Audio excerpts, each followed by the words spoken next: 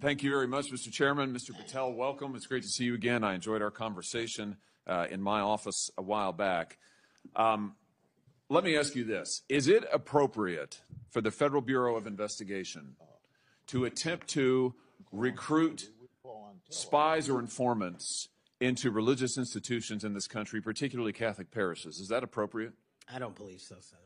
Mr. Paatel, are you familiar with the recent actions of the FBI in this regard, including this memo that I have right here, making a list of Catholic churches and parishes that they regard as potentially suspect and directing the potential recruitment of informants and other spies, let's be honest, into those parishes? I'm familiar with that memo, Senator. Mr. Paatel, would you commit to me that you will, if you are confirmed, that you will finally and officially withdraw this memo and make it clear that this is not only unacceptable, but that it is an absolute violation of the First Amendment that every American enjoys under the Constitution of the United States?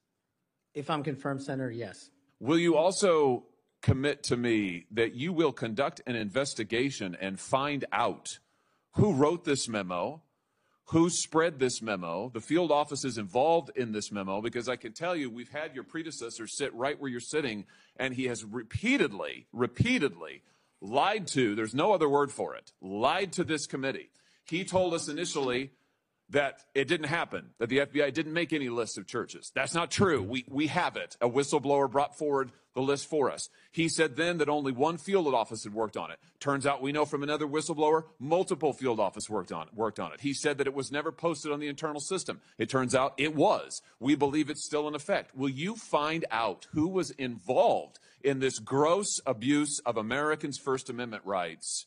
And will you discipline them? And if you possibly can, will you fire them, Mr. Paatel, consistent with department policy and law? Senator, you have my commitment to investigate any matters such as this one that are important to Congress. I will fully utilize, if confirmed, the investigative powers of the FBI to give you the information you require and also to hold those accountable who violated the sacred trust placed in them at the FBI. I'm glad to hear you say that, and I'm glad you used the word sacred trust, because that's exactly what it is. The FBI is the most powerful law enforcement body in this nation, arguably the most powerful law enforcement body, at least in a free nation in the world. And to have this body corrupted politically such that it is targeting people of faith in this country and then lying about it to this committee and the American people is unimaginable. I'll be honest with you. I never thought this would happen in the United States of America. I just didn't. If you had told me 5 years ago we'd be reading memos like this, I would have said, no way, that's bad fiction. In fact, it's a horrible reality. The department needs to be cleaned up, the agency does, and rights restored and protected. I'm glad to hear you say that. Let me ask you this. Do you think it is appropriate for the FBI to be sending agents, including counterterrorism agents, to the parents of children who went to school board meetings and asked about critical race theory in their schools, asked about the school's masking policy during COVID? Should those parents be treated as domestic terrorists? Parents who have the courage to ensure their children are taught what they feel is right, and those who have the courage of their convictions to go houses of worship, in my book, will never be domestic terrorists. I'm delighted to hear you say that. You're familiar, I am sure, with this memorandum issued by the Attorney General, the last Attorney General, Merrick Garland, directing the FBI and other law enforcement agencies to look into parents who went to these school board meetings. And we know from whistleblowers who've come forward to this committee and given us the evidence that, in fact, the FBI opened multiple cases against multiple parents across the nation, I believe, including in my home state of Missouri. Another gross abuse, incredible political power brought to bear against everyday citizens. Why? Because they went to a school board meeting that they're paying for and asked about what their kids were being taught. Once again, I can't imagine, I couldn't have ever thought this would happen in the United States of America. Will you find out who was involved in this policy within the FBI, who agreed with it, who implemented it, who encouraged it? Will you find out that, Mr. Paatel? Will you do an internal investigation? And will you make clear that those who supported this policy are appropriately disciplined? And will you make clear that the FBI will never do something like this again? If confirmed and pursuant to your congressional request, absolutely, Senator. Thank you.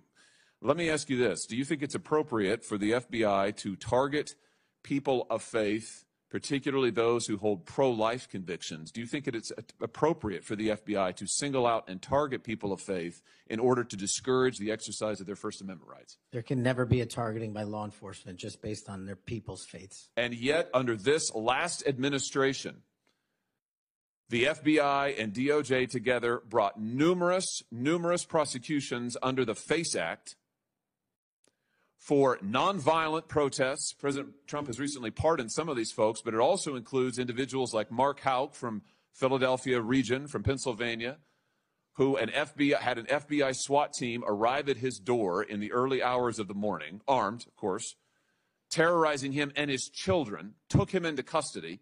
They charged him with a FACE Act violation. Why? Because he took his young son to a peaceful demonstration outside an abortion clinic. When his young son was shoved to the ground, he defended him. Mark Houck was acquitted by a jury, acquitted. Nevertheless, the FBI used their full resources, including a SWAT team, to try and terrorize him. Meanwhile, how many churches that were firebombed or pregnancy care centers that were firebombed, how many of them were protected by the last administration? Just about zero. It is an unbelievable instance of targeting. Mr. Paatel, will you end this targeting? If you get to the FBI, if you are confirmed, will you end it? And will you make clear to all agency personnel that there can be no targeting on the basis of religious belief, and this will never happen again in the United States of America, at least not under your watch?